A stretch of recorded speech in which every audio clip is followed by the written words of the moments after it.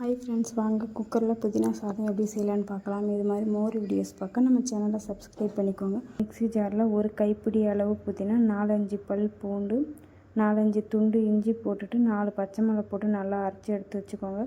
ஒரு குக்கரில் தேவையான அளவு எண்ணெய் விட்டுட்டு பட்டை, கிராம்பு, பிரியாணி இலைலாம் போட்டு நல்லா வதக்கி எடுத்துட்டு 2 பெரிய சைஸ் வெங்காயம் கட் பண்ணி வச்சுருந்தேன், அதையும் போட்டு நல்லா பொன்னீர் ஆகிற வரையும் வதக்கி எடுத்துக்கணும்.